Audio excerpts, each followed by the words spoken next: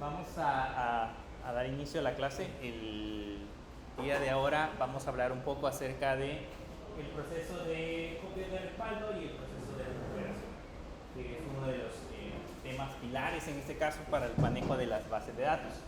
Antes de empezar a hablar acerca de este tema, quiero recordarles que ya estamos en el tercer periodo y el tercer periodo del examen parcial es, digamos, no práctico, sino que básicamente el proyecto ustedes van a desarrollar. Así que esperaría que ya estén pensando en qué es lo que van a hacer para que podamos empezar a analizarlo. El día de ahora básicamente vamos a ver el último tema que corresponde en este caso con la parte de la consola de MongoDB y un proceso de automatización, y ya el día de mañana empezaríamos a trabajar un poco con la parte de código. Vamos a crear lo que se le conoce como una API, vamos a instalar algunos componentes que se necesitan para la creación de la API y lógicamente consumirlo. Así que les voy a enseñar algunas herramientas que vamos a utilizar básicamente para ese proceso. Si todavía no conocen mucho acerca de JavaScript, aquí vamos a ver un poco acerca de ese lenguaje, JavaScript como tal, para que vayan comprendiendo de qué se trata, cómo funciona. Una de las cosas, bueno, uno de los lenguajes que más se utiliza en el caso para la parte de las aplicaciones web. ¿De qué vamos a hablar ahora? Antes de empezar a tomar en cuenta la parte de las copias de respaldo, la última clase en la cual estuvimos trabajando, tocamos el tema de la creación de roles. ¿Se acuerdan de la parte de la creación de usuarios y qué asignación en ese caso de estos roles personalizados a los usuarios que nosotros vayamos a utilizar? ¿Cuál es la importancia de todo eso? Pues en limitar en alguna medida los accesos que van a tener los usuarios a nuestra base de datos, a nuestra información. Si un usuario solamente necesita leer información, pues hay que darle únicamente ese privilegio. No le podemos dar acceso de lectura y escritura a alguien que probablemente no necesite hacer mayor, digamos, un usuario que no necesite hacer mayor trámite dentro de nuestra aplicación. Entonces, esas limitaciones o esas políticas que nosotros establezcamos al momento de administrar nuestra base de datos, lo vamos a hacer en base a roles, y se recuerdan que esos roles especifican recursos que nosotros tenemos acceso y las cosas que podemos hacer sobre esos recursos, que es la base principal de la seguridad dentro de MongoDB. Ahora, dentro de esas políticas también está el poder acceder a nuestras bases de datos de manera remota. De hecho, cuando ya empecemos a trabajar con el desarrollo de la parte de la aplicación, vamos a necesitar conectarnos a nuestro servidor de manera remota. Normalmente cuando trabajamos con aplicaciones, puede ser en un entorno ideal que nuestra base de datos se encuentre totalmente separada de donde nosotros tenemos nuestra aplicación web, o en el caso que sea una aplicación móvil. Debe de ser un entorno separado en donde nosotros solamente nos podamos conectar de manera remota. Pero ese entorno separado, ese acceso separado debe de estar lógicamente protegido para que tampoco pueda ser accesible de manera muy fácil.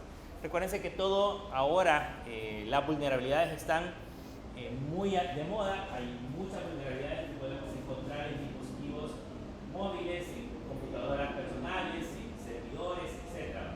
Entonces estamos expuestos a todo eso, incluso a ataques que vamos a encontrar que probablemente ni conocíamos. O sea, hay, por ejemplo, hace poco un ataque que hicieron a una empresa que se llama Kaspersky, ya lo conocen, es la de aquellos, donde entraron a los iPhone sin necesidad de un correo electrónico, sin necesidad de ingeniería, sino que simplemente por una vulnerabilidad que tenía no encontrada en los dispositivos, por varias vulnerabilidades.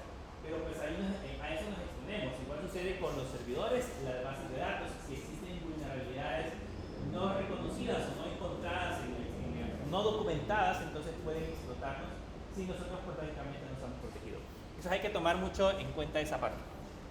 Bien, para que nosotros podamos acceder desde afuera, en este caso nos podamos conectar desde afuera, creo que lo mencionamos un poco en la clase anterior. Hay un archivo que nosotros debemos de tocar, o un archivo que nosotros debemos de modificar. Ese lo vimos en la clase anterior, que se encontraba dentro de la carpeta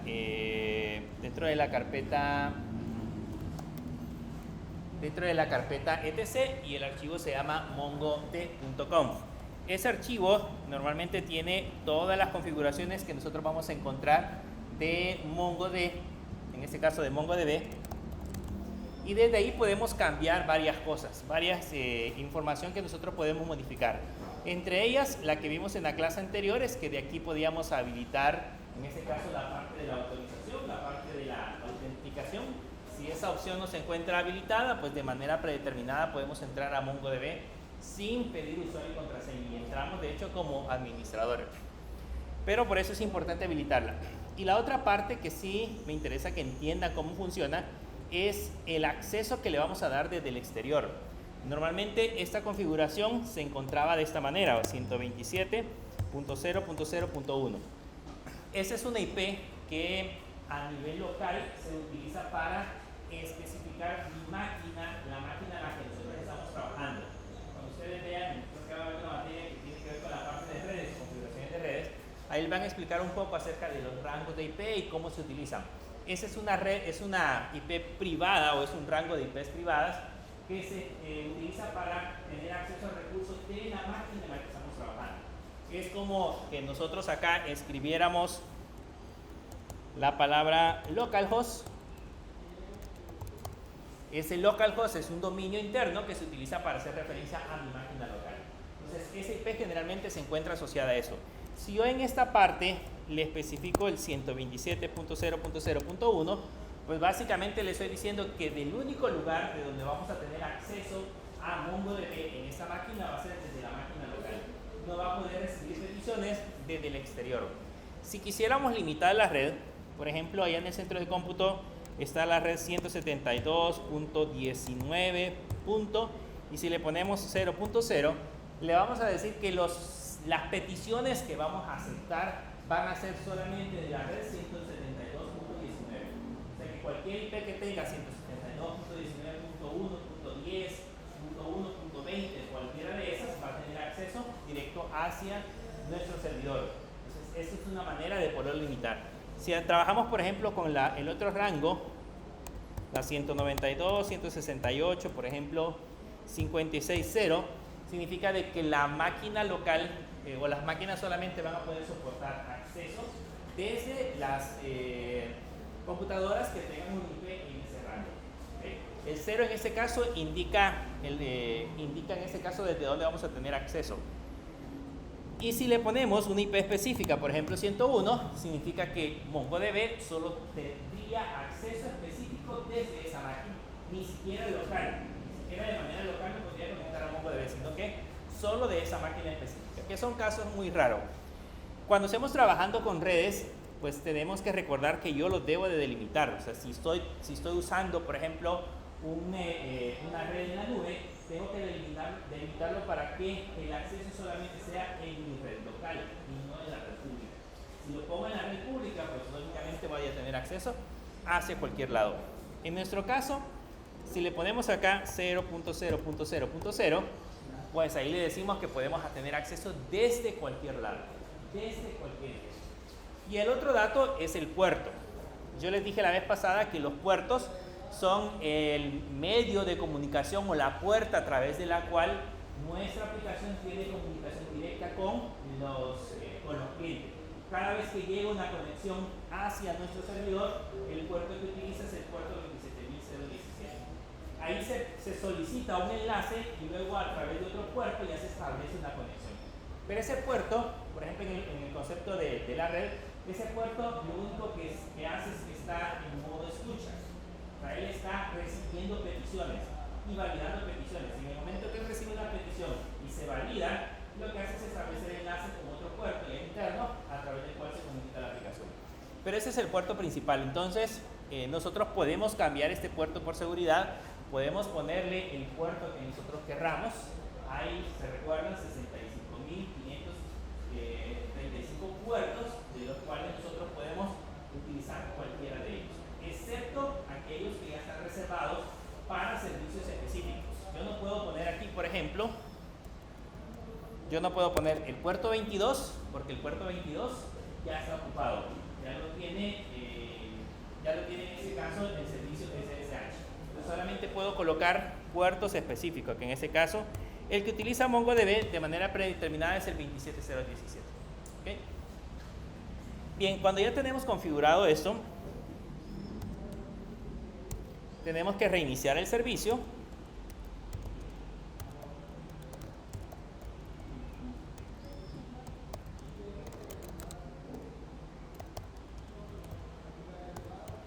Le ponemos sudo systemctl restart mongodb o mongod para reiniciar o restablecer el servicio de Mongo y que se puede empezar a utilizar, en ese caso, las configuraciones que nosotros le acabamos de colocar. Si todo está bien y le colocamos acá status, entonces debería de aparecer en verdecito y significa de que está funcionando, ¿okay? Está trabajando justamente esa aplicación. Bien, la otra parte que debemos de considerar cuando ya lo estamos configurando es el firewall. Internamente, yo les decía de que Ubuntu trae configurado un firewall que se llama, o que se configura a través del comando ufw, y a este le podemos poner ufw status, y ahí nos va a decir, en este caso, los puertos que vayamos a tener habilitados. Es importante, por lo general no está habilitado, es importante habilitarlo con el comando sudo ufw enable. Ese lo que hace es habilitar, en este caso, el firewall interno de nuestro computador. Si no lo habilitamos, pues básicamente tenemos todos los puertos abiertos. Y la idea original en la parte de seguridad es que todos los puertos deben estar cerrados y solo abiertos aquellos que vayamos a utilizar. Antes, por ejemplo, Windows, ese era su problema, antes de que mejorara un poco la seguridad, ese era su problema, que de manera predeterminada Windows tenía todos los puertos abiertos. Entonces, cada aplicación que nosotros abríamos tenía un puerto disponible, desde ahí podían atacar. Entonces, ahora los puertos, cada vez que los vamos a utilizar, se tienen que ir habilitando para que funcionen de manera adecuada. Cuando eso ya está listo, debemos de habilitar el puerto, que en este caso sería el 27017. Entonces solo le ponemos sudo ufw allow para que permita tráfico a través del 27017. Si lo quiero deshabilitar, en lugar de allow le ponemos deny y ya se puede cerrar en este caso ese puerto. Con estos datos que ya tenemos listos, con esas configuraciones del archivo de configuración, de habilitar en este caso el servicio de ufw, ya podemos en teoría hacer configuraciones remotas. El día de mañana, cuando estemos haciendo la práctica, vamos a tratar que todos tengan habilitado ese puerto y vamos a intentar conectarnos de una computadora a otra. Entonces van a poder conectar a la máquina de su compañero, siempre y cuando se encuentren en la misma red.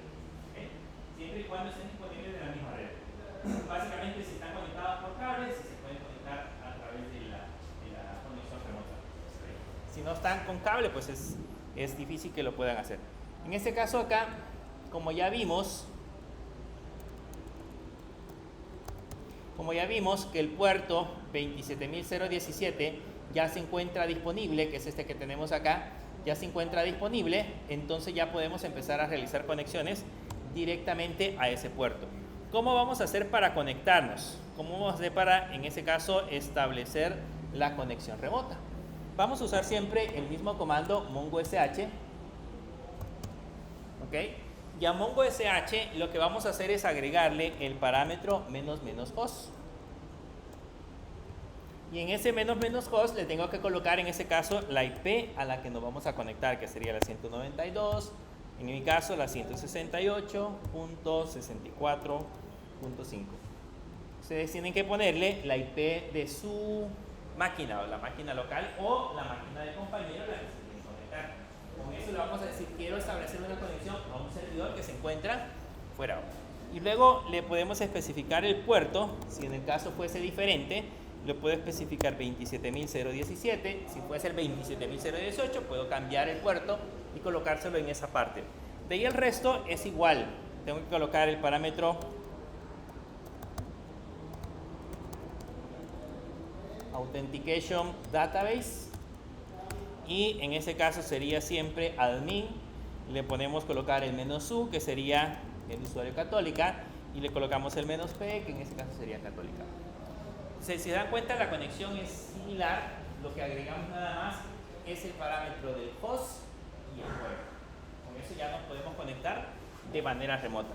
Si el MongoDB estuviese en AWS, por darles un ejemplo, y en AWS le he habilitado para que se pueda conectar de manera remota. Lo que tendría que hacer es poner la IP de AWS que me ha otorgado. Ellos le tienen que dar una IP pública y a través de esa IP pública me puedo conectar desde ahí.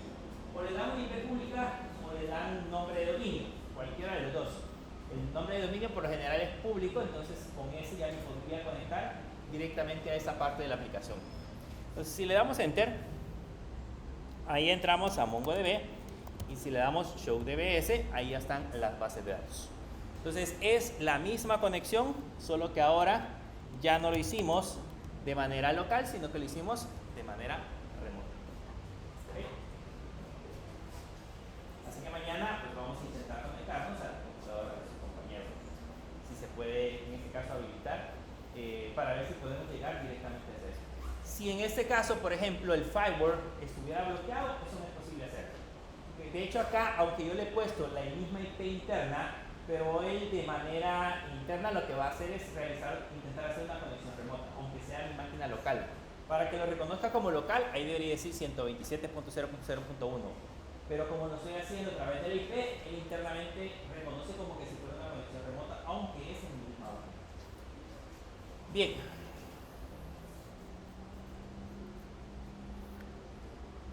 Hablemos ahora acerca de las copias de respaldo.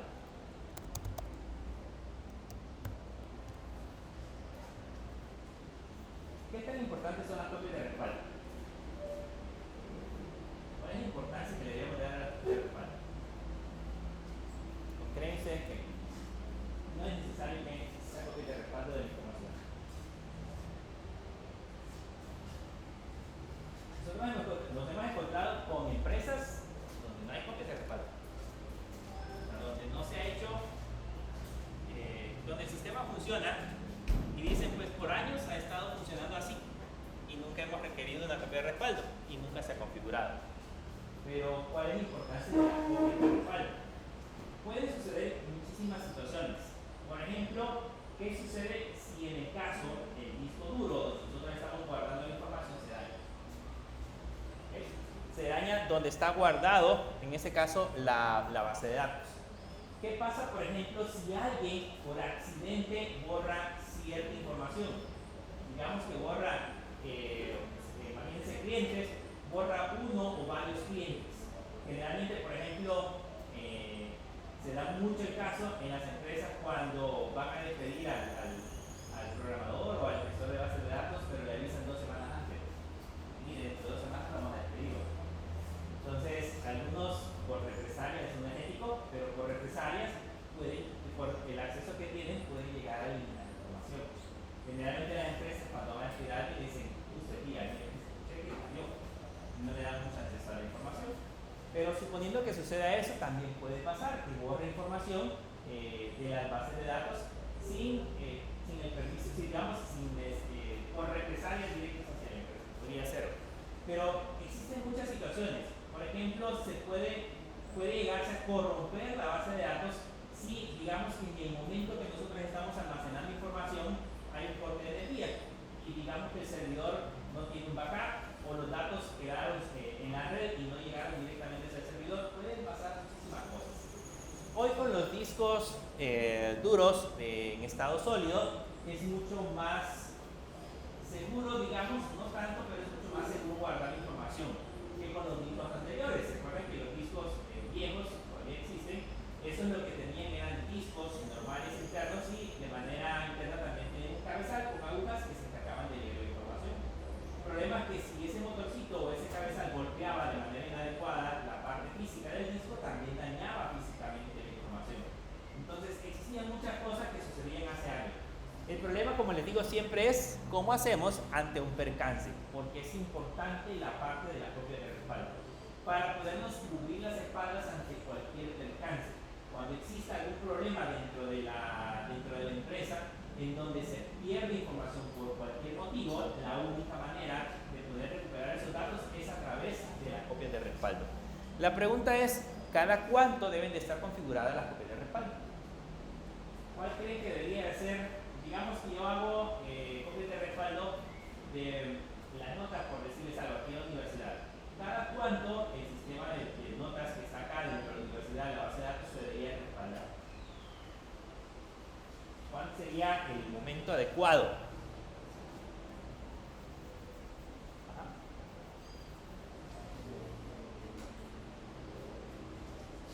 ¿Cada cuánto sería? O si les preguntan a ustedes, ¿cada cuánto recomienda hacer copias de respaldo? ¿Mensualmente? ¿Okay? ¿Semanalmente? ¿Podría ser? ¿Qué otra alternativa? Digo de las notas, ¿no? ¿De las notas? Cada vez que se cambie, cada vez que se ponga así de total de todas las cosas sería le da una copia cada vez que se haga modificación. Cada vez que se escribe, imagínense que si fuese cada vez que se escribe el dato, por ejemplo, ahorita se están ingresando las notas a la base de datos, significa que por cada, digamos, información que llega debería ser una copia de respaldo. Eso podría generar el sistema de lento, tiene que escribir en otro lado, pero podría ser una alternativa. ¿Qué más? ¿Otra alternativa? Ya dijeron mensual, semanal, diario. En los bancos, ¿creen ustedes que funcionaría una copia de respaldo semanal, por ejemplo? ¿Diario? ¿Podría no funcionar? Vean, cuando nosotros seleccionamos el periodo de tiempo en el cual nosotros vamos a respaldar información, debemos de pensar primero en que si, por ejemplo, imagínense que lo decimos diariamente, ¿okay? Las copias de respaldo se hacen todos los días, lo más común es a la medianoche. A la medianoche se realiza una copia de respaldo de toda la información. Significa de que yo estoy dispuesto, si algo sucede, yo estoy dispuesto a perder información de la medianoche hasta el momento en que ocurre el percance. Digamos que hoy, ayer a la medianoche se realizó la copia de respaldo de la base de datos que tenemos, imagínense, de regreso académico. Y sucedió un percance hoy a las 5 de la tarde. Significa que todos los datos que se modificaron, actualizaron dentro de la base de datos de las 12 de la noche a las 5 de la tarde de hoy se pierden. Yo tengo información hasta la medianoche. Si la base de datos se dañó, yo puedo restaurar la información hasta la medianoche. Todo el resto tiene que ser alimentado, porque no lo tenemos, físicamente no estaba. Si es, por ejemplo, en un banco, sucede lo mismo. Si la copia de respaldo se hace a la medianoche, ¿okay? Y a partir de esa medianoche, digamos, sucede algo a las 10 de la mañana, pues el banco ya no tiene registro de todas las transacciones que se hicieron de la medianoche a las 10 de la mañana. ¿Qué se puede hacer para recuperar toda esa información? Digamos que una de las formas es a través de la copia de respaldo, pero existen diferentes mecanismos. En el caso de MongoDB existe el proceso de replicación. Lo que significa la replicación es que yo puedo tener mi base de datos principal y puedo generar una réplica en otro destino. En el caso de las bases de datos como MySQL, como SQL Server y otros, también tienen ese proceso de replicación. Significa que mi base de datos actual puede estarse replicando de manera instantánea cada vez que reciba un proceso o una actualización. En este caso, si funciona, hacerlo de manera inmediata. Pero el proceso ya no es una copia de respaldo, sino que es un proceso de replicación. Es diferente. La diferencia es que yo tengo una imagen exacta de otra base de datos, de mi base de datos en otra localización, no en la misma. No voy a tener una computadora en la misma red y a la par la otra computadora que se replica, porque entonces tendría sentido, tendría que ser en otro proceso. Hoy con servicios en la nube yo podría tener, por ejemplo, una réplica aquí en El Salvador y otra réplica, imagínense, en Estados Unidos o en cualquier otra parte del mundo. Entonces, en ese proceso de replicación sí se hace de manera automática. Eso lo hacen los bancos, por ejemplo, ellos revisan replicación de datos. Así, si al servidor principal le sucede algo, pues básicamente lo que hacen es ir a restaurar información de la réplica. Ahora, también lo podemos hacer con MongoDB. Con MongoDB, por ser un sistema que se puede manipular dentro del clúster de computadora, puedo tener réplicas en diferentes computadoras. Y si algo sucede, pues restauro la información directamente desde la réplica.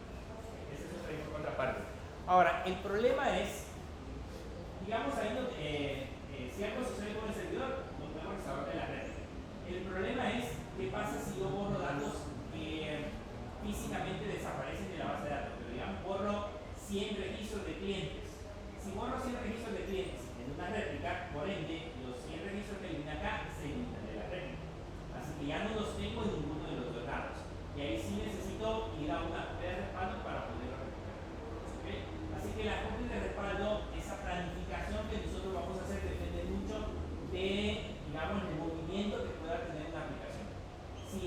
si es, por decirles algo, una farmacia que está emitiendo facturas cada cierto periodo de tiempo, sería bueno tener copias de respaldo probablemente cada hora, o probablemente tener copias de respaldo cada media hora, cada 10 minutos, hacer una copia de respaldo, para que si sucede alguna cosa, algún percance, pues podamos recuperar datos de esa copia.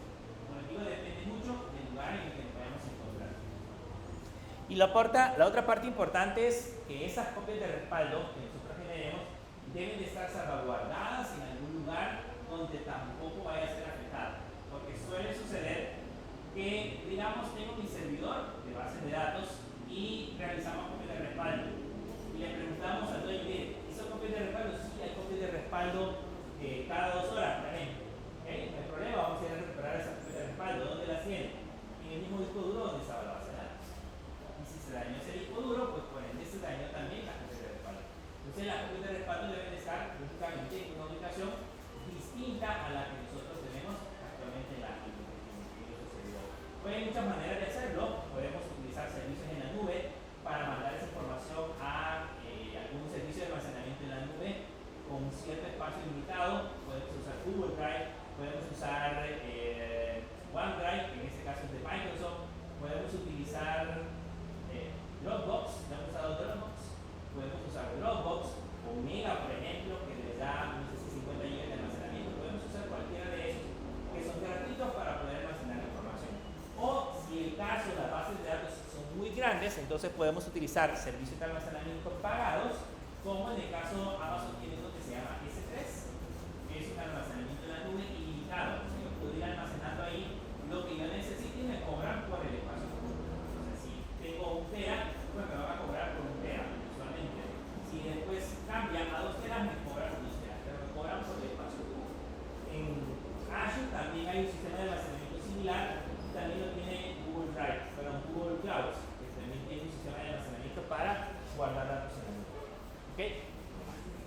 Pero veamos cómo se hacen las copias de respaldo. ¿Se acuerdan de que durante todas las clases hemos estado utilizando este comando que se llama Mongo Import?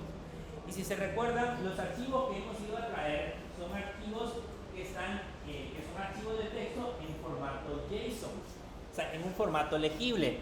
Por ende, si existe el Mongo Import, también existe un comando que se llama Mongo Export. Ese Mongo Export lo que va a hacer es exportar, digamos, una colección o una base de datos, exportarla a un archivo de texto en formato JSON. Eso significa que ese archivo va a ser legible y lo voy a poder leer. El problema es que solo exportamos los datos en sí, no exportamos toda la estructura de nuestra base de datos. Recuerden que de manera interna las bases de datos pueden contener las colecciones y dentro de las colecciones también tenemos almacenados los índices. Entonces, si nosotros usamos Mongo Export, los índices no se exportan, se exporta nada más la información como tal. Entonces, para utilizar en este caso un proceso de importación, es mejor usar un comando que se llama Mongo Doom. Esa es la diferencia a comparación del Mongo Export, es que nos va a exportar nuestra base de datos en formato binario. Cuando hablamos de formato binario, es que pues, es un formato no legible, pero que lleva toda la estructura de nuestra base de datos. Esa es la diferencia. ¿Ya habían hecho copias de respaldo en bases de datos anteriores? ¿No? En MySQL, en Oracle, ¿vieron también? Oracle, SQL Server. No se acuerdan. Vean, cualquiera de todos esos es una parte esencial. Si quieren, por ejemplo, trabajar como administrador de bases de datos, es una parte esencial trabajar con la copia de respaldo. Por ejemplo, en el caso de SQL Server es un poquito más fácil, porque como es en modo gráfico, ese tiene un agente interno que ustedes pueden instalar al servidor, en donde pueden configurar su copia de respaldo a través de una opción. Hay una opción que le dice configurar copia de respaldo, y ustedes le pueden decir qué es lo que quieren respaldar, a qué horas lo quieren hacer, todo eso en modo gráfico. Y automáticamente ese agente queda funcionando en segundo plano y está ejecutando esa copia de respaldo por completo. Pero eso lo hace en ese caso el SQL Server, lo mismo hace Oracle. En el caso de MySQL tiene un comando que se llama MySQL Doom, que es similar a este, que hace el proceso de copia de respaldo, pero nosotros lo tenemos que programar. En el caso de MySQL Doom, ¿cómo funciona o qué es lo que tiene que hacer? Lo primero que vamos a trabajar es crearnos una carpeta que se va a hacer nuestra copia de respaldo, y ahí vamos a ir guardando las copias que vamos a generar. ¿Okay? Por el momento se van a generar en el servidor. Después nosotros tenemos que crear una estrategia en donde esa información se suba a la nube, que se suba a un servicio cualquiera en la nube, o se copia a otro servidor, podría ser otra alternativa. Bien, para copiar las bases de datos usamos el comando mymongodb-doom. Si tuviéramos nuestra base de datos sin autenticación, si yo le doy enter ahí, se copia toda la base de datos. Si no hubiéramos habilitado la autenticación, eso sería suficiente para que Mongo entre, copie toda la base de datos y nos genere las copias. Pero como ya lo autenticamos, pues debemos de especificarle todos los parámetros. El primer parámetro es el parámetro host, que va a ser igual en ese caso localhost. Ahí le puedo poner la IP. Si por ejemplo quiero respaldar la información de otro servidor, le puedo poner la IP o lo que sea. En ese caso sería localhost, le ponemos el parámetro --port y ahí le ponemos el puerto que sería el 27017. Luego le agregamos el username --username y ahí le ponemos el nombre del usuario que sería católica y le ponemos el --password y ahí le colocamos la contraseña que sería católica también y le debemos de colocar luego el parámetro authentication database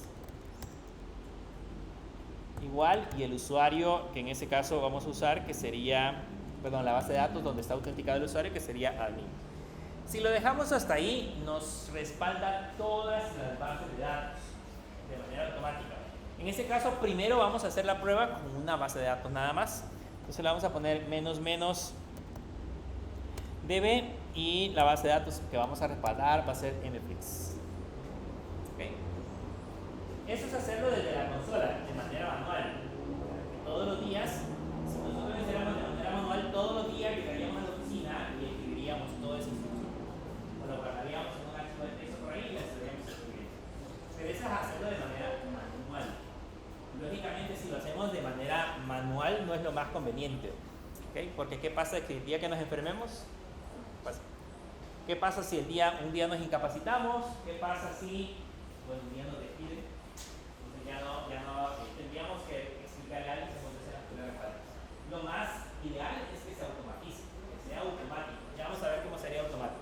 Pero por el momento le vamos a poner acá nada más esta parte.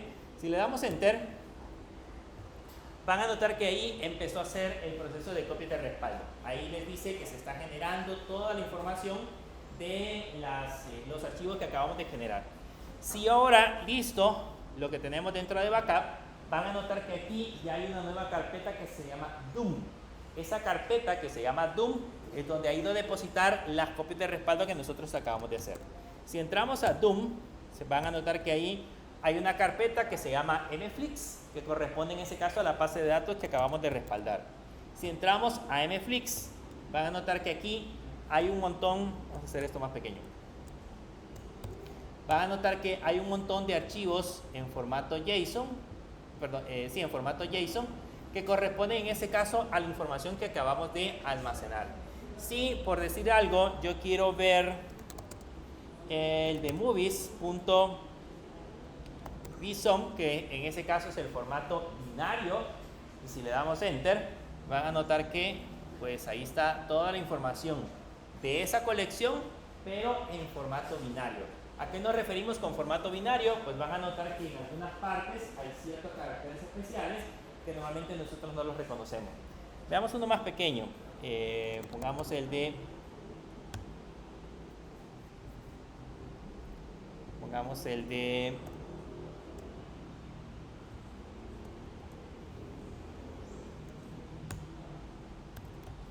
categorías, que este no tenía tantos datos. Vean ese de categorías, ese es el archivo en formato binario. No es como nosotros lo identificamos, no tiene llaves, no tiene corchetes, no tiene nada de eso, sino que todo está en formato binario. De hecho, ese categorías, si se dan cuenta, hay otro archivo por acá que se llama metadata. Ese metadata tiene la información que corresponde en este caso a esa categoría. Es como la estructura interna con la cual ha sido creada. Entonces, toda esa información se almacena dentro de esas copias de respaldo que acabamos de generar. Con esto estamos seguros que tenemos una copia de respaldo. Ese archivo o esa carpeta que tenemos ahí ya contiene toda la información que nosotros necesitamos para poder recuperarla. Ahora que ya lo tenemos, vamos a regresar a la carpeta principal y vamos a entrar a MongoDB.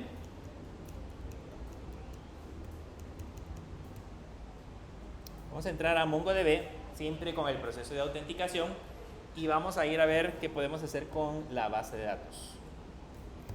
Aquí si le ponemos show dbs, ahí tenemos la base de datos mflix y ahora lo que queremos hacer con esa base de datos, imagínense que por accidente pues alguien la eliminó. ¿Cómo puedo hacer en ese caso para poderla recuperar? Primero lo que vamos a hacer es ponerle use mflix y si ahora le ponemos db. Ahí hay un comando que se llama drop database y le damos enter, van a notar que ese comando actualmente de hecho está protegido porque nos dice usted no está autorizado para poder ejecutar el comando drop database directamente sobre esta base de datos. Entonces, ¿qué tendríamos que hacer? Para poderlo eliminar, tendríamos que crearnos un rol sobre el usuario Católica para que pudiese hacer procesos de eliminación. Esa sería una alternativa. O la otra alternativa es otorgarnos a nosotros como usuarios administradores el rol de superusuario. ¿Cómo se hace eso? Eso lo vimos en la clase anterior. Nos vamos a cambiar a admin y estando dentro de admin le vamos a poner el comando gram rollers to user y aquí le decimos al usuario que se lo vamos a asignar, que en este caso sería Católica, y luego le especificamos el rol que le vamos a asignar. Entonces el rol que le vamos a asignar, aquí le ponemos en ese caso el nombre del rol y le decimos que va a ser root y sobre qué base de datos se lo vamos a asignar, sobre la base de datos admin. Lógicamente, si se lo aplicamos a admin, por herencia se lo aplica a todos los demás. Con eso le estamos diciendo que el usuario Católica ahora va a tener el rol de root. Como que ese rol solamente se lo debemos de aplicar al usuario administrador. A los demás usuarios no deberían de tener ese rol, porque eso sería un agujero de seguridad para a la hora que nosotros estamos trabajando. Entonces, si le damos enter, aquí ya vamos a tener aplicado ese rol. Por ende, si ahora nos vamos a mflix e intentamos eliminar la base de datos, ahora sí ya la eliminó. ¿Okay? Ahora sí ya la eliminó.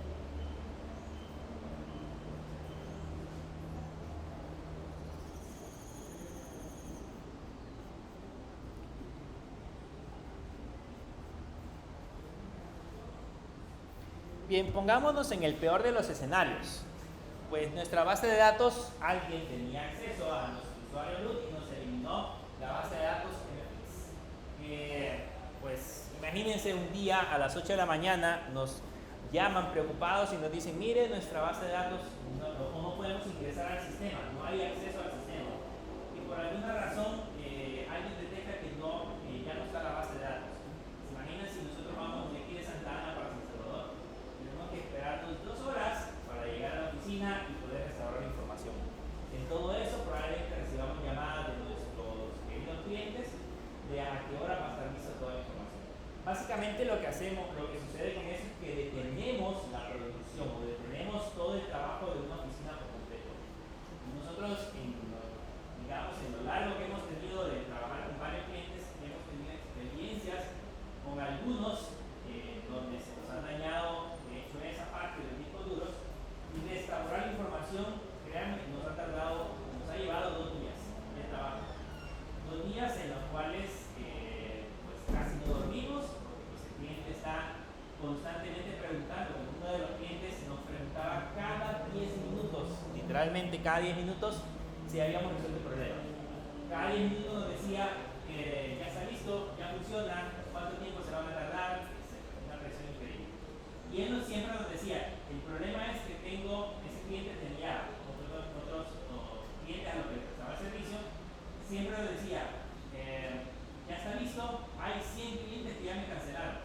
Nos presionaba con eso. O sea, como quien dice, la culpa es de ustedes porque estoy perdiendo clientes. O sea, se imaginan estar pensando todo eso. De hecho, fueron días estresantes. Pasamos uno que fueron 2 días exactos en donde el sistema pasó fuera de línea por 2 días donde no tenía acceso a información. Así que por eso es importante siempre tener la copia de respaldo. Hay otra donde una persona que trabajaba para nosotros en una empresa borró, imagínense un catálogo de clientes, borró todo un catálogo de clientes completito y nos llamaron a nosotros para decirnos, mire, alguien borró un catálogo de clientes, justamente había sido él, tenemos que recuperarlo. Entonces no podemos emitir facturas, no podemos despachar, no podemos hacer nada.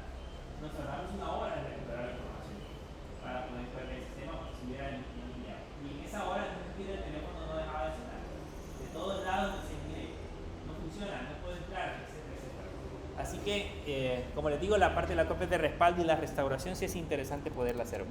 Si ahora yo le doy Show DBS, van a notar que MFlix ya no existe. Entonces, ¿cómo hago para poder recuperar esa información? Si ya tengo mi copia de respaldo, yo sé que esa carpeta que se llama DOOM tiene la información de la copia de respaldo con la cual nosotros estamos trabajando. Entonces ahora ya puedo hacer el proceso de restauración. Si el anterior era Mongo DOOM, ahora el comando que vamos a utilizar es Mongo Restore. Y en ese caso el Mongo Restore siempre le vamos a poner los mismos parámetros. En este caso sería host, localhost, el port, que en ese caso sería el 27017, el username,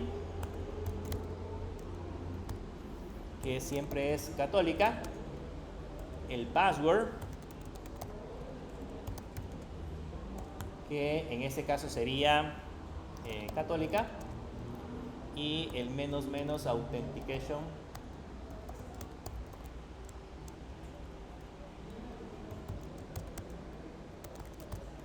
authentication database, que sería admin.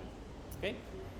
Solo eso es necesario para poderlo restaurar, porque en ese caso lo que va a hacer el Mongo Restore es que va a reconocer que dentro de la carpeta backup hay una carpeta que se llama DOOM y de ahí va a ir a restaurar la información. No le tengo que especificar nada más. Con eso es suficiente para poderlo restaurar. Si ahora le damos Enter con esos datos,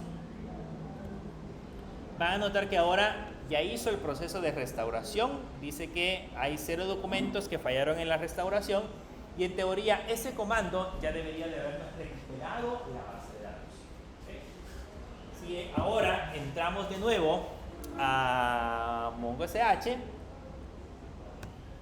y revisamos,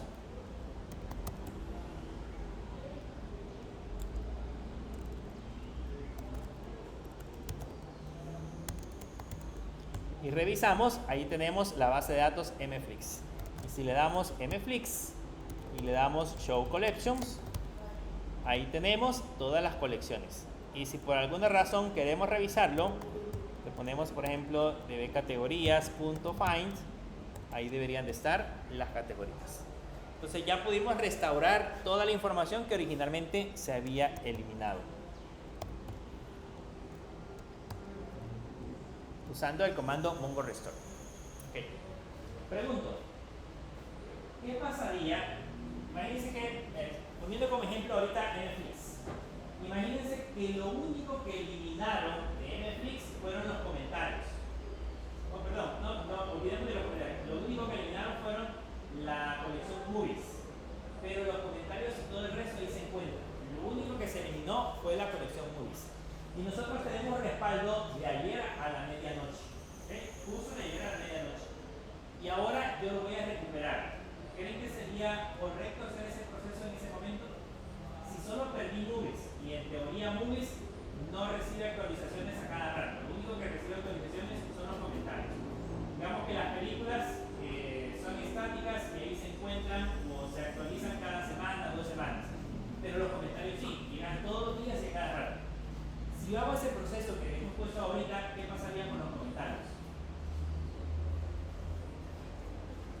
si yo hago ese proceso de restauración, o sea, ahorita no, lo único que nos eliminaron por alguna razón fue movies.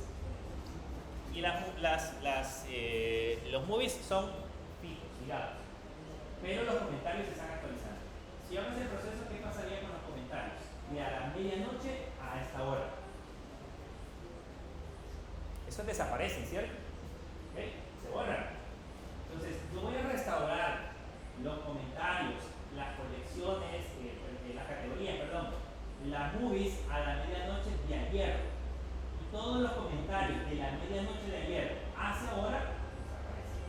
Alternativas, ¿qué creen que se les puede ocurrir? ¿Qué podríamos hacer? ¿Qué podríamos hacer? Porque eso, si lo hacemos así como está, borramos MFLIX por completo y montamos toda la nueva copia de respaldo. Entonces, y nos va a decir el cliente, mire, llegamos nosotros, mire, ya restauré todo a la medianoche de ayer. Y empieza a revisar todos los comentarios de hoy. Y le va a preguntar en el comentario de hoy. No podré. Se han hecho correos. ¿Qué pasaría? Suponiendo que los comentarios sean importantes. Imagínense que en lugar de comentarios sean transacciones. Y nosotros le digamos, mire, la borré. La elimineo. Entonces, ¿qué alternativas tenemos? El proceso de restauración de datos puede ser tan fácil como realizar ese proceso como muy complejo cuando nosotros tenemos más información. Mi recomendación, antes de restaurar una copia de respaldo, antes de hacer esto, primero tengo que hacer una copia de respaldo del estado actual. O sea, el primer paso sería hacer una copia de respaldo de mi base de datos actual, tal cual se encuentra. Ahí se van a ir los datos que tenemos actualmente ingresados. Ese es el primer paso. El segundo paso, que es lo que nosotros hacemos por lo general, es restaurar MFLIX, pero en una base de datos de respaldo. O sea, le puedo poner MFLIX de acá, por ejemplo, le puedo agregar el parámetro -TV y ponerle un nombre de bases de datos diferentes. Cuando ya tenga las dos bases de datos en mis servidores, a través de comandos, puedo pasar todas las movies de MFLIX para la otra, de la copia de respaldo de MFLIX a la copia de respaldo original. Puedo pasar esa información sin eliminar los originales de los comentarios. ¿Okay? Eso me ayudaría en alguna medida a restaurar las movies sin tocar los comentarios. Pero tengo que hacerlo en dos bases de datos distintas. Si monto una encima de otra, entonces borro lo que todos los empleados me hicieron. ¿Okay? Eso es importante considerar. Así que esto es cuando yo voy a restaurar todo de una vez. Ahí yo sé que voy a restaurar hasta la medianoche. ¿Okay? Pero si lo vamos a hacer por partes, pues tenemos que buscar una estrategia totalmente diferente.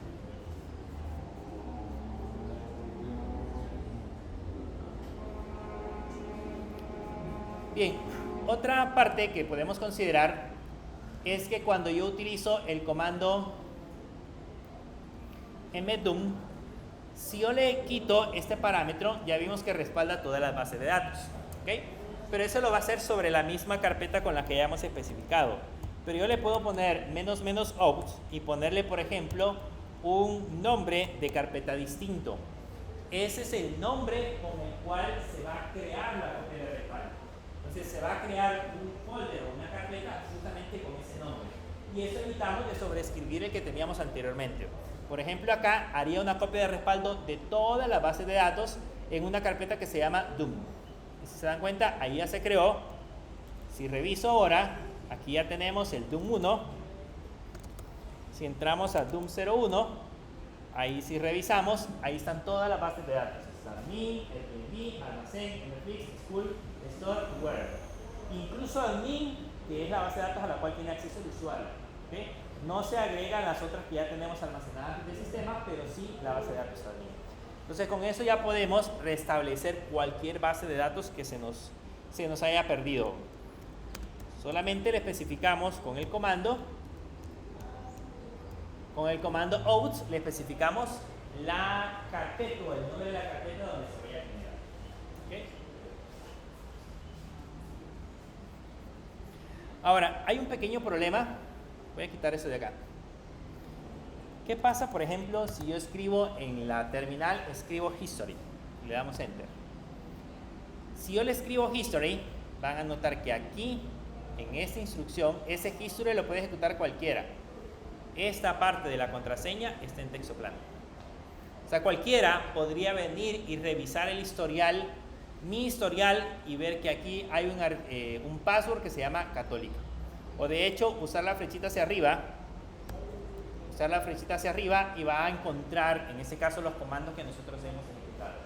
Y ese es un problema, porque si esa contraseña queda visible en el historial, pues es un problema de seguridad. Alguien lo podría revisar. ¿Qué podemos hacer para evitar ese problema? Hay una manera en la cual nosotros, digamos, podemos como ocultar, en ese caso, la contraseña. Lo que tendríamos que hacer, en este caso, es crearnos un archivo, lo voy a crear acá, que se llame config.yam. ¿Okay? El archivo se puede llamar como ustedes quieran. No necesariamente tiene que llevar la palabra config ni la palabra ni la extensión .yam. O sea, puede ser el nombre que ustedes se le ocurra. Básicamente tiene que ser un archivo de texto. En ese archivo de texto yo puedo colocar, en este caso, en esa parte de acá, puedo colocar la palabra password, 2 puntos y un espacio, y luego ponerle católica. Lógicamente, ese archivo tiene que estar guardado dentro de mi servidor en alguna carpeta que no sea tan obvia, donde la podamos encontrar. Pero básicamente, ese archivo es el que vamos a utilizar. También le podemos otorgar permisos para que no cualquiera lo pueda mostrar. Cuando ya tenemos colocado el nombre del archivo, lo guardamos con control O y nos cerramos. Ahora yo ya puedo ejecutar la copia de respaldo que teníamos acá. Vamos a poner doom02 y quitamos el parámetro este que se llama password. Y lo que vamos a hacer es que al final le vamos a agregar otro nuevo parámetro que se llama --config igual, y el archivo de configuración que nos acabamos de crear, que sería el archivo config.yam. Lógicamente, ese archivo que vamos a colocar ahí le podemos indicar la ruta completa, pero para nuestro caso sería ese nombre de archivo. Entonces, ¿qué es lo que va a hacer? Va a ir a tomar el password de ese archivo de configuración y nos va a hacer la copia de respaldo. Entonces, si le damos Enter, con eso debería de ejecutar ese proceso.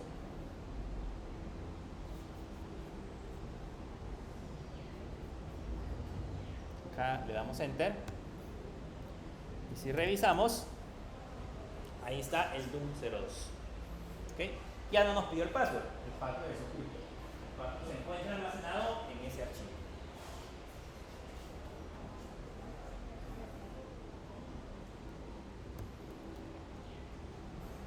Bien, con eso ya tenemos la manera en cómo ocultar las credenciales, y además de eso, para hacer la copia de respaldo con nombres de archivos diferentes. Pero les decía, el chiste de eso es automatizarlo. Si yo tengo que estar ejecutando este proceso de manera manual todos los días, pues entonces no soy un buen administrador. En teoría, bueno, algunos dicen que, por ejemplo, los administradores de sistemas, los administradores de bases de datos, casi no trabajan. Porque dicen, pues ellos llegan, se sientan en la computadora y solo se ve que crean algunas cosas y no hacen nada. Pues lo que pasa es que muchas de las tareas están automatizadas. De hecho, un administrador de servidores que tenga a cargo muchos servidores, probablemente ustedes lo vean que se sienta frente a la máquina y revisa un par de correos y probablemente no haga mucho. Porque todas sus tareas están automatizadas, o la mayoría de tareas están automatizadas. Si nosotros tuviéramos que hacer este proceso a diario, probablemente podríamos tener algunos inconvenientes. Se nos olvida, como les mencionaba, me enfermo y incapacito, o cualquier otra cosa pueda suceder. Me voy de vacaciones. Imagínense, la gente de base de datos también recibe vacaciones. Me voy 15 días de vacaciones y en esos 15 días, ¿quién va a hacer los respaldos? Voy a tener que capacitar a la secretaria y le voy a tener que dar mis credenciales para poderlo hacer. Entonces, ¿qué es lo mejor? Lo mejor es utilizar procesos de automatización. Aunque eso de las, para que se vayan haciendo la idea, eso de las vacaciones para los de sistemas no funciona muy bien. Los de sistemas generalmente se van de vacaciones con la computadora y mi máquina. Generalmente sucede así. Porque el jefe le va a decir, sí, te voy a dar 15 días de vacaciones, pero llévate tu compu. Y cualquier cosa que suceda, te hago. No importa hacerla en el volcán o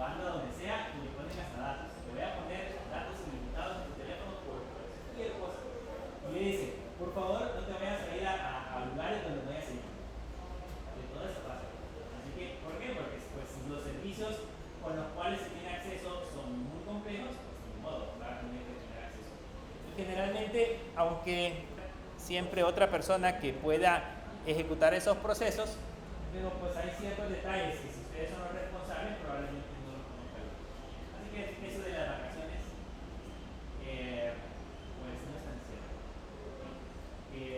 Eso de que salen de la oficina y se dedican de la oficina tampoco no es tan cierto. Si ustedes son los encargados de ciertas cosas, te van a estar llamando a cualquier hora.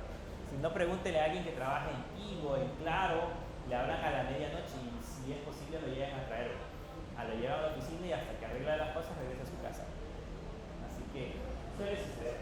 Pero bien, ¿cómo hacemos para automatizar estos procesos? Porque el chiste, como les decía, es evitar que esto lo estemos ejecutando a diario.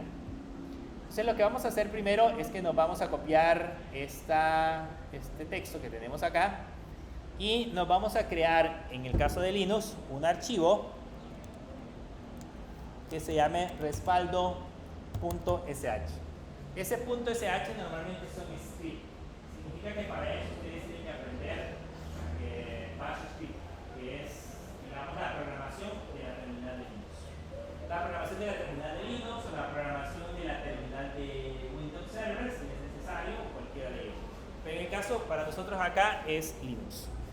Este es como un lenguaje nuevo de programación. Así que si alguna vez ustedes deciden, no, yo me voy a dedicar a administrar servidores porque ahí no se programa, se hace Bash script, esos, o se programa en Python, o se programa en Go, que es generalmente las aplicaciones más utilizadas para la parte de la terminal. Entonces acá vamos a programar en Bash script y lo que vamos a hacer acá es, primero le vamos a decir que este código se va a ejecutar en una terminal. Aquí se le indica el tipo de terminal que se llama Bash. Por lo general siempre es esa misma. Y luego después de eso vamos a decirle que con el comando cd nos vamos a cambiar a la carpeta home, a la carpeta católica, y dentro de la carpeta católica tenemos una carpeta que se llama backup. Y después de eso vamos a generarnos una variable.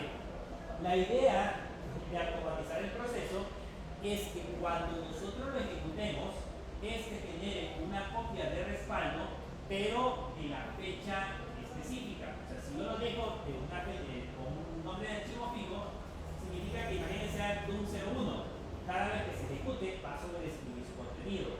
Así que yo voy a tener una copia de respaldo del último archivo que se ejecutó. Y la idea es que la copia de respaldo de cada día. Probablemente por alguna razón, en algún momento, yo voy a tener que regresar en el tiempo y recuperar información de 2 o 3 meses atrás. Entonces debo de tener esos respaldos de 2 o 3 meses atrás. Pero si llega el jefe y me dice, necesito un dato que se eliminó, pero yo estoy seguro que estaba ahí disponible el 15 de enero y no tengo ese historial, pues me voy a decir, mire, la única copia que respaldo que tengo es la de ayer. No le sirve de nada. Tiene que ser información histórica, que como les digo suele suceder. Entonces lo que vamos a hacer acá es utilizar en este caso una función que se llama date de Bash script. Esta función date deben de colocarla así, con el espacio y los paréntesis tal cual está escrita ahí, porque Bash script es un poco estricto en ese sentido. Y acá le vamos a colocar el formato con el cual vamos a poner en este caso la fecha, que sería el año. Le vamos a poner un guión el mes, le vamos a poner un guión y el día. Y ya.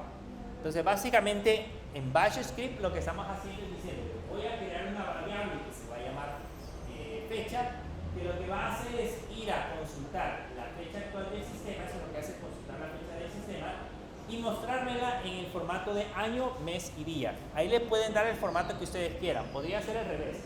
Podría ser día, mes y año, como ustedes quieran especificarlo. Normalmente cuando estamos trabajando con archivos de computadora lo hacemos de esa manera. Y luego después de eso nos pegamos por acá la instrucción que pusimos al otro lado, que sería el mongo doom -h localhost menos P y el puerto, menos username católica, y luego después de eso authentication database, que sería admin. La salida del archivo ya no se va a llamar DUM02, sino que ahora se va a llamar DUM $fecha. Entonces ahí le va a poner la palabra DUM y luego, digamos,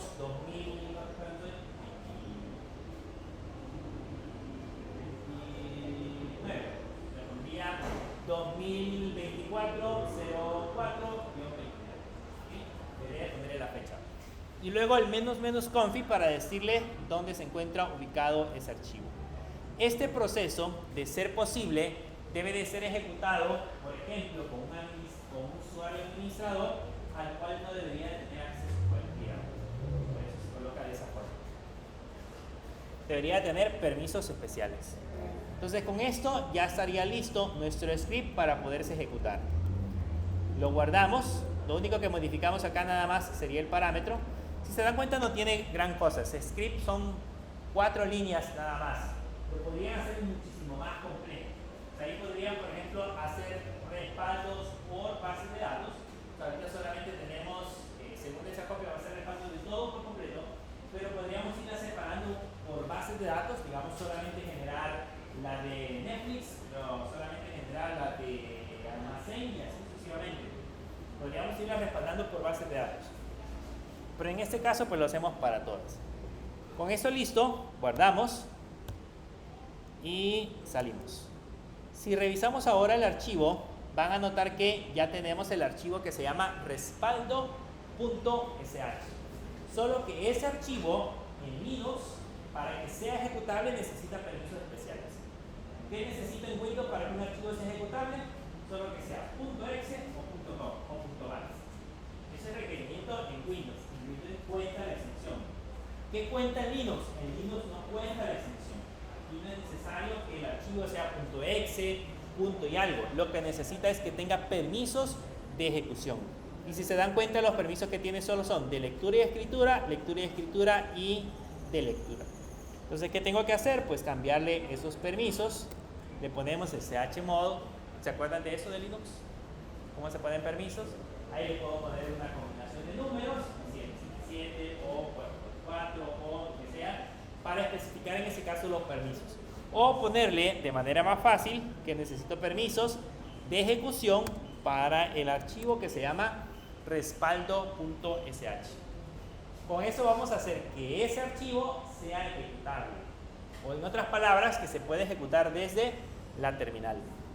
Si le damos Enter, van a notar que ahora el archivo que colocamos acá, ahora ya aparece de color verdecito y ya le dice que tiene permisos de ejecución para los 3 tipos de usuarios. ¿Okay? Si aparece verdecito es porque tiene permisos de ejecución. Ahora, ¿cómo lo ejecutamos? Para ejecutarlo, desde la terminal, solo le pongo punto diagonal respaldo sh. Y ya, con eso se ejecuta el archivo. Vamos a probar si funciona. Ahorita no estamos automatizando todavía nada. Solamente estamos comprobando si el script que nos acabamos de crear realmente funciona. Si hace, si hace el proceso de generar la copia de respaldo. Entonces, si le damos Enter justamente en ese momento, van a notar que algo ejecutó. No sabemos qué, pero algo ejecutó. Entonces, si le damos un listado, van a notar que ahora ya tenemos DOOM 2024-04-29, que es la carpeta. Si entramos a esa carpeta y le presionamos LL, ahí está la copia de respaldo. Entonces el script sí funcionó. O sea, el script sí funciona como nosotros queremos. Solo lo ejecutamos así y automáticamente realiza la copia de respaldo. Vamos a borrarnos la carpeta. Le vamos a poner un RM, -rf. Se llamaba Doom 2024. Con eso eliminamos la carpeta.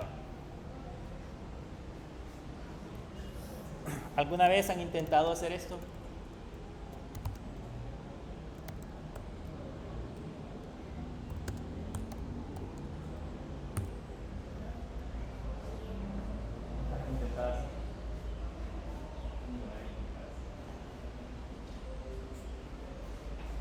estamos diciendo?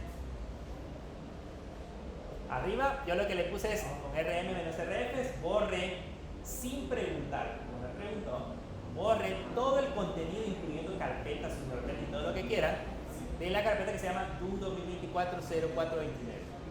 Abajo, ¿qué le estoy diciendo? Bórrenme todo el contenido sin preguntarme de la carpeta raíz. ¿Qué es la carpeta raíz?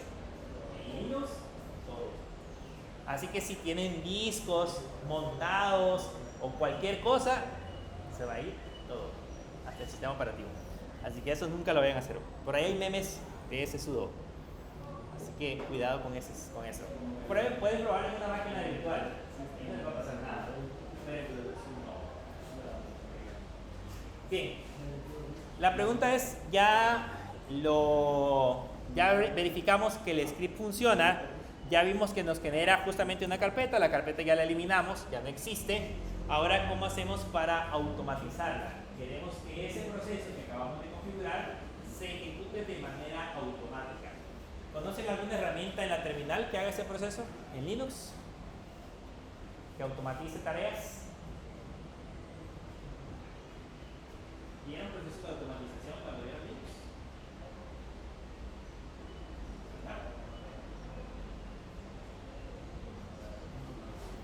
¿No? Se la voy a enseñar, ahorita les voy a mostrar dónde es, pero considerémoslo, siempre recuérdenla, en la terminal y especialmente en Linux, es uno de los servicios de Linux que se utiliza en este caso para procesos de automatización. El servicio se llama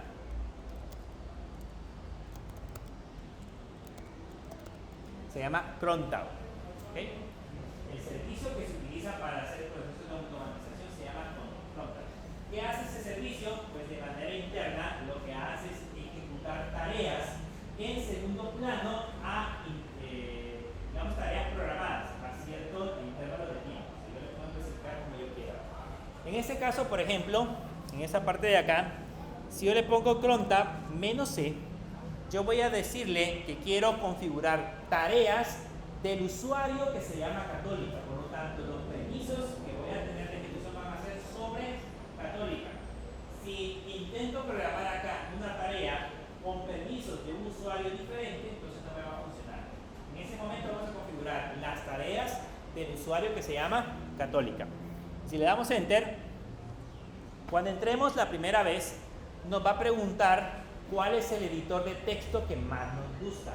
Ahí aparece Nano, Vim, .basic, Vim.time y el R. ¿Ya han usado Vim?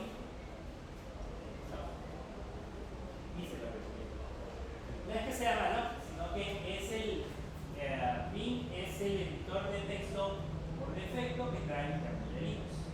Por lo tanto, trabajar en él es un poquito más complicado. No significa que sea difícil, sino que, por ejemplo, para editar, guardar y desarrollar ciertas combinaciones de teclado. ¿Cuál es el editor más fácil de utilizar en el caso dentro de la terminal? El más fácil, el más fácil es Nano. ¿Okay? Que use Nano, que ahí de hecho se lo señala con las flechitas y le dice fácil. Entonces vamos a usar Nano. Entonces le ponemos la opción 1 y le damos Enter y ya nos aparece en ese caso cron-tau. En ese cron-tau ahí les da ciertas recomendaciones. Dice que este es básicamente una aplicación que permite ejecutar tareas, que en ese caso las ejecuta cron-tau y ahí aparece todo lo que ustedes puedan hacer. Ahí les da incluso las instrucciones para que puedan llenar la información. Nos vamos a ir hasta la parte de abajo y en la parte de abajo pues vamos a empezar a programar nuestras tareas. ¿En qué orden se ejecutan o qué es lo que debemos de especificar? Vean que en este caso ahí les dice los minutos, las horas que nosotros queremos ejecutar la tarea, el día de la semana, el día del mes o el día de la semana, el día del mes y el otro creo que es el DOM. Por aquí tiene que estar la documentación.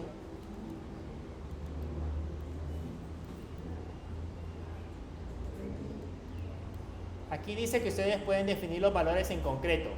Los minutos, las horas, el día del mes, sería en este caso el día del mes, el mes en especial y también el día de la semana.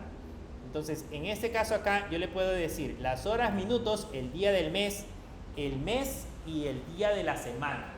¿Okay? Si yo quisiera, por ejemplo, que la tarea se ejecute todos los lunes a ciertas horas del día, entonces tendría que utilizar el último parámetro. Si yo quiero que la tarea se ejecute todos los meses el día 15, entonces tendría que utilizar lo que dice TOM.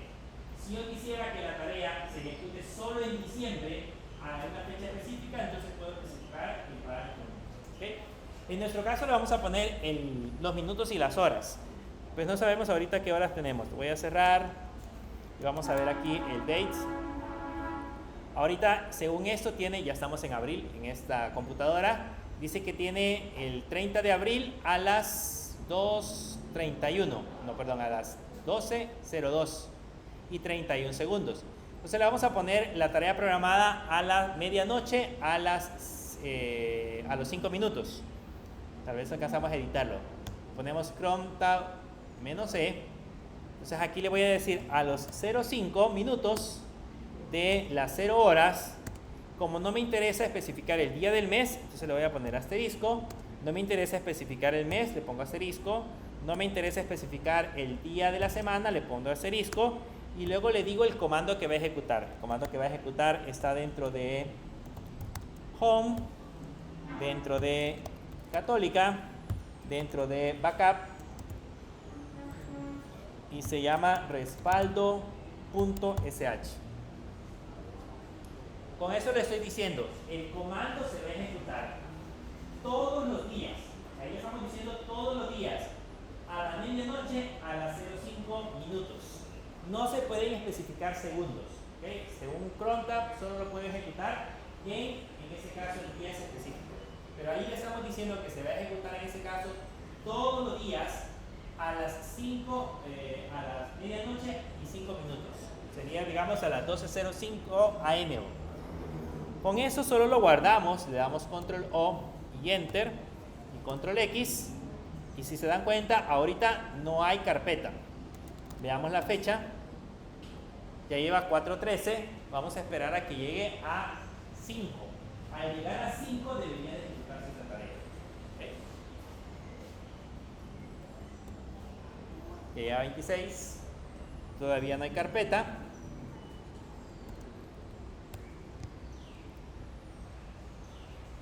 Con eso le dejaríamos programada la tarea para que se ejecute todos los días a la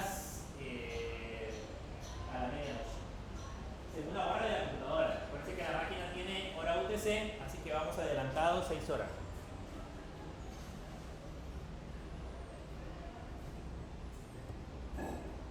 Tres segundos, ya casi llega. Y ahora ya debería de aparecer el archivo. Y ahí está el archivo generado. Lógicamente aparece de inmediato porque la tarea programada de ejecutar la copia de respaldo no es tan grande. Si yo respaldara gran cantidad de archivos, no va a aparecer de inmediato. Esa tarea va a estar ejecutándose ahí, en el segundo plano. Y cuando termine, ya va a aparecer la carpeta. Pero por el momento, la tarea ya se ejecutó. Significa que a partir de ahora,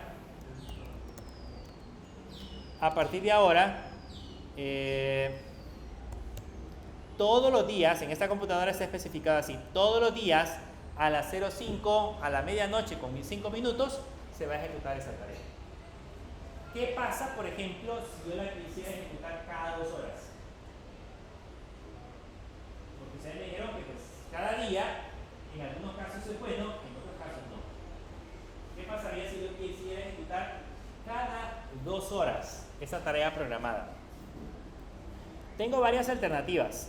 Digamos, si yo quiero que se ejecute a las 0 horas, a las 2 de la mañana, a las 4 de la mañana y a las 6 de la mañana, puedo especificarla así. ¿Okay? Le puedo decir a las 0, a las 2, a las 4 y a las 6. Eso indica de que se va a ejecutar, en ese caso, en esos intervalos de tiempo. A las medianoche 05, a las 2:05, a las 4:05 y a las 6:05. Pero si lo quisiera hacer durante todo el día, tendría que poner coma, las 8 coma y así sucesivamente todas las horas del día. Si no, le puedo colocar así, le puedo colocar asterisco diagonal 2 y con eso le estoy diciendo que se va a ejecutar todos los días cada 2 horas. Ese proceso lo hace cada 2 horas. Cada 2 horas haría una copia de respaldo, sin necesidad de que yo le especifique a las 2 horas en punto. Si lo quisiéramos hacer cada 2 minutos, yo le podría poner aquí, digamos que necesito copias de respaldo cada 10 minutos. Entonces le podría poner así, asterisco diagonal 10, y eso lo haría cada 10 minutos. Cada 10 minutos estaría ejecutándose esa tarea en Excel. De esa manera programaríamos cada 10 minutos. Por ejemplo, nosotros tenemos tareas que se ejecutan cada minuto, lo dejamos así. Eso lo que hace internamente nosotros es realizar procesos internos para verificar algunas cosas. Entonces significa que cada minuto la máquina va a ejecutar ese script que nosotros hemos especificado acá. Si quisiéramos, imagínense que necesito hacer una copia de respaldo cada 15 de mes, siempre a la medianoche. Entonces yo le puedo poner a la medianoche, sería a las 00, y en esa parte de acá, en el día del mes, yo le podría poner 15. Y esa programación le diría, cada 15 de mes, o sea, cada fecha 15 de mes, a las 0000. ¿Creen que sería correcto ponerle 31? ¿Qué pasaría si le pongo 31?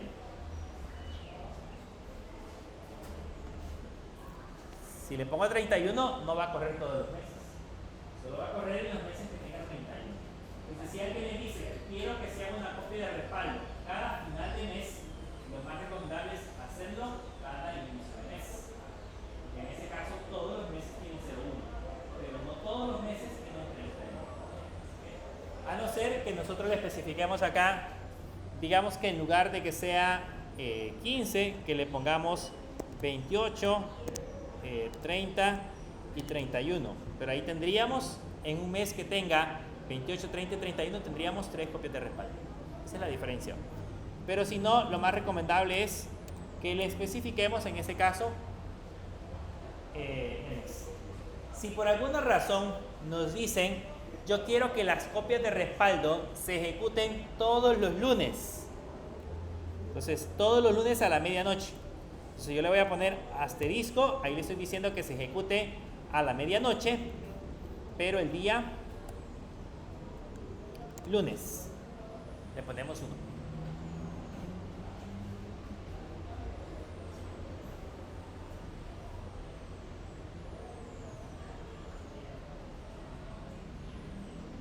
En ese caso lo hace cada lunes, si lo ponemos de esa manera. ¿Qué suele suceder? Algunas veces necesitamos copias de respaldo o realizar procesos cada día de la semana. Entonces, esas son todas las alternativas que tenemos para trabajar en este caso con Cronta. Si en el caso, por ejemplo, le dijera, mire, yo necesito que se ejecute, digamos, cada lunes, pero solo del mes de diciembre, entonces lo podríamos colocar así. Que ahí sería cada lunes, solo de diciembre. Digamos que por alguna razón en diciembre sube la temporada, tenemos que ejecutar respaldos a esa hora. Entonces lo podemos hacer de esa manera. Y ahí pues todas las combinaciones que ustedes quieran. Lo más común es hacerlo así.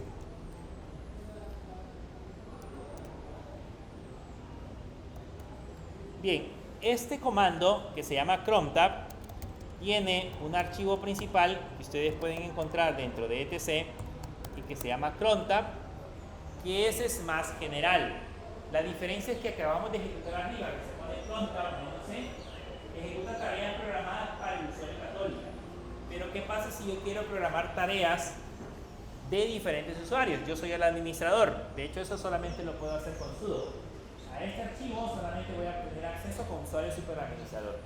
Ese archivo que tenemos ahí puede programar tareas específicas en el mismo formato, con la diferencia que yo aquí tengo que especificar el usuario. Entonces digamos que si quiero programar lo mismo que tenemos hace rato, digamos que sea a la 1 de la mañana, entonces le puedo poner 00, 01 y luego iría asterisco, asterisco, asterisco, y luego le tendríamos que poner el usuario.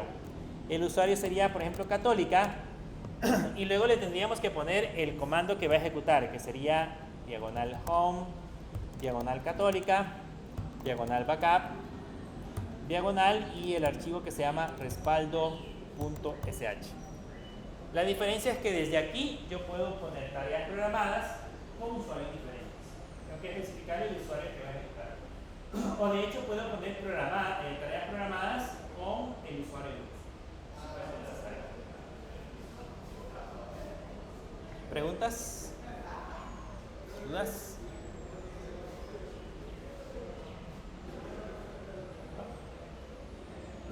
Cuando le pregunten si pueden automatizar tareas en Linux, es así. ¿Okay? En Windows existe un administrador de tareas programadas. Y ese es el modo gráfico. Ustedes entran al administrador de tareas programadas y pues ahí le dicen, tienen que crear un script por supuesto, pero ahí le dicen a qué horas, o sea, todo ese modo gráfico, qué día, a qué hora, a qué minutos, a qué segundos se puede ejecutar la tarea. Y hace exactamente lo mismo, solo que lo hacemos en modo gráfico. Mientras que aquí lo tenemos que configurar directamente desde el server. En el caso del server, si ustedes instalan el entorno gráfico también tiene una parte visual desde donde pueden configurar ese tarea.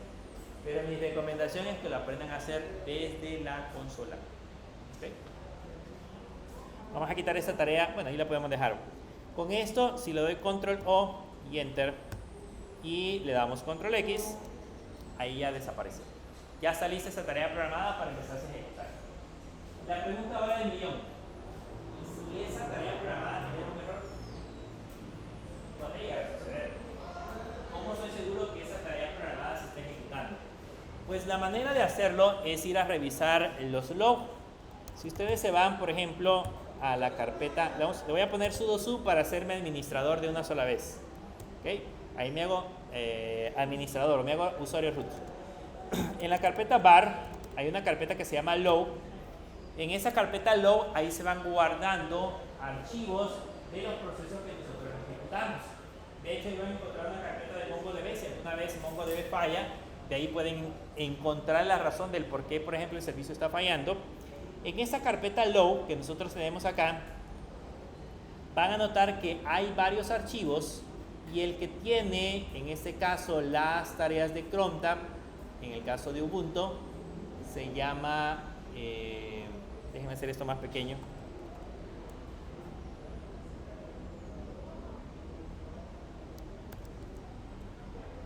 Se llama cflow. Este archivo que ustedes ven acá es un archivo donde se están guardando no solamente las tareas de cron tab, sino que muchas otras tareas. Ustedes pueden empezar a revisar en esta parte de acá, hay varios logs. En el caso de Ubuntu utiliza el cflow. En el caso de otras distribuciones hay un archivo específico que se llama cron tab donde guarda esas tareas. Yo le puedo poner acá el comando tile. ¿Ya han usado alguna vez el comando tile? ¿No? Le puedo poner el comando tile -f y le puedo poner cslow y darle enter. Y si notan, aquí hay unas tareas programadas. ¿Ven? Estas son las tareas programadas que se están ejecutando.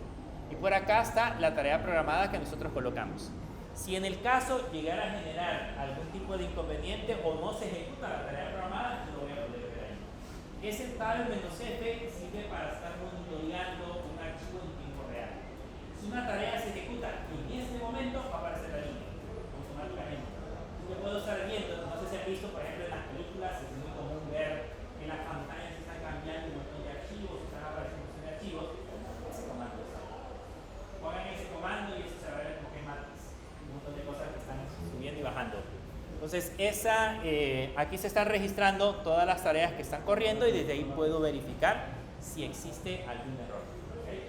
Si existe algún inconveniente, pues desde ahí lo puedo monitorear. Otro caso que podría ser, creo que aquí hay, dentro de la carpeta bar, hay una carpeta que se llama mail.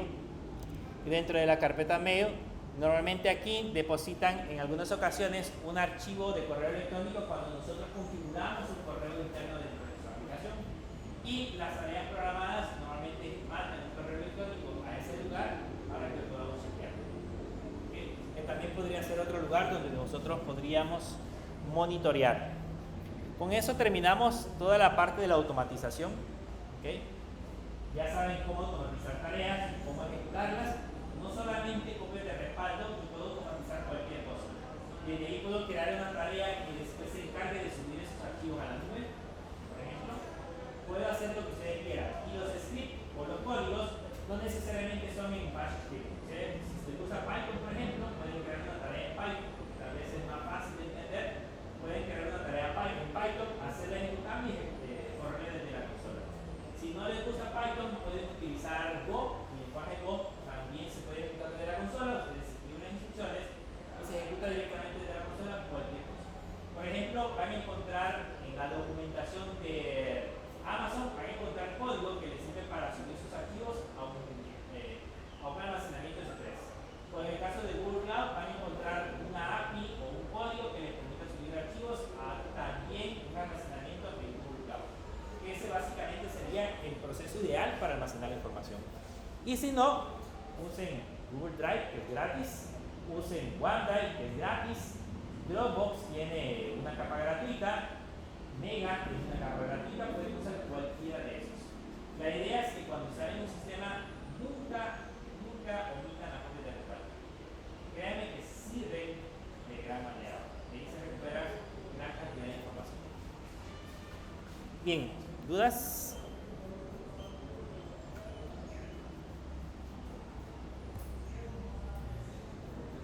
El día de mañana vamos a empezar a trabajar ya con la vamos a utilizar, como les mencionaba, un paquete, un administrador de paquetes que se llama Node.js. Vamos a instalar Node.js en la computadora. De ahí vamos a crearnos un servidor. ¿Ya vieron? ¿Ya les hablaron un poco de servidor? ¿De un servidor web? ¿Recuerdo uno?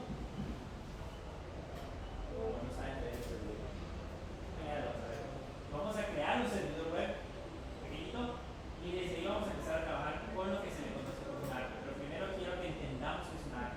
Yo creo que cuando les digo ARC me hablo en chino, pero les voy a explicar qué es un ARC, cómo funciona una API y luego pues empezamos a crear.